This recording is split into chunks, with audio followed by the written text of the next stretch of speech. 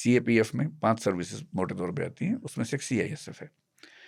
पहले CISF UPSC के civil service exam का पार्ट थी और मुझे वो सर्विस ऑफर हुई थी जब मेरा सिलेक्शन हुआ था। मेडिकल रीजन से फिर नहीं मिल पाई थी और मेरा बहुत इंटरेस्ट था भी नहीं उस समय। अगर मैं उस सर्विस में होता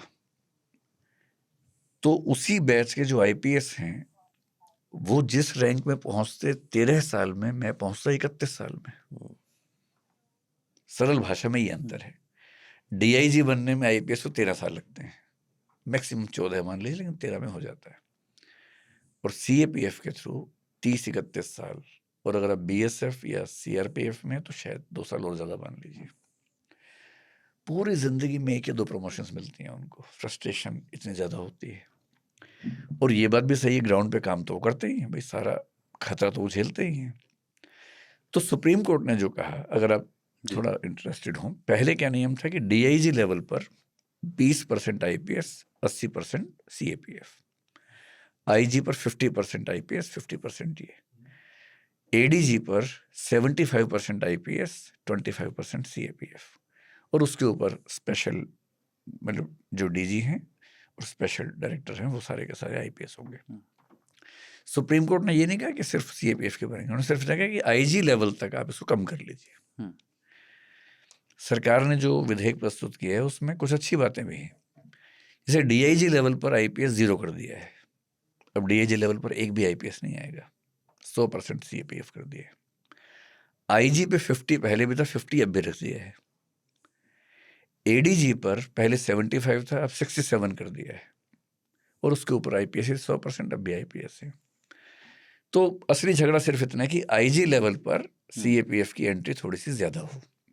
और मेरा ख्याल है कि अगर सरकार दोनों पक्षों से बात करे तो थोड़ा बीच का रास्ता निकाल सकते हैं। लेकिन ये आर्गुमेंट अपने आप में ठीक है कि IPS का एक्सपोजर थोड़ा ज़्यादा होता है, क्योंकि इसको यूँ समझें, कोई बड़ा ऑपरेशन है, उसमें राज्य की पुलिस भी शामिल है, CRPF भी शामिल है, ज़रूरत पड़ने पर आपको बाकी किसी फोर्स की सहायता भी लेनी है, किसी और मंत्रालय से भी सहायता लेनी है।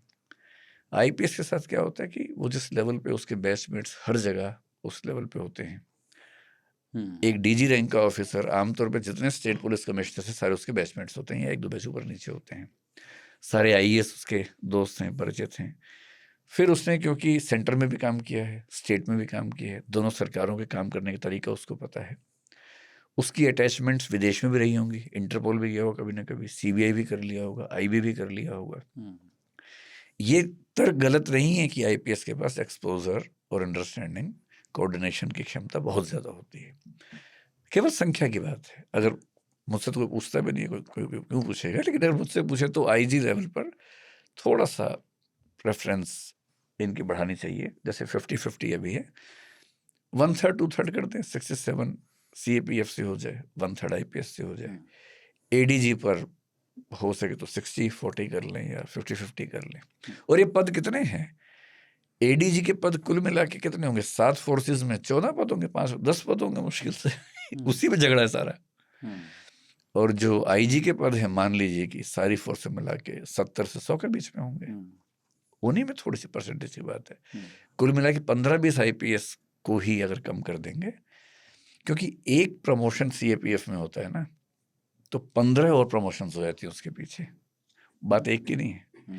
एक आदमी IG बन गया तो 15 लेवल तक प्रमोशंस होती हैं, तो कैस्केडिंग इफेक्ट जो है 15 के आसपास का है। तो झगड़ा इसलिए हुआ कि अचानक बिल लेके आ गए सुप्रीम कोर्ट की बात के खिलाफ। थोड़ा सा बातचीत करें दोनों पक्षों से, तो क्योंकि CAPF के अधिकारी भी ये तो समझते ही हैं कि जो एक्सपोजर IPS के पास है वो तो सच में उन्हीं के पास है।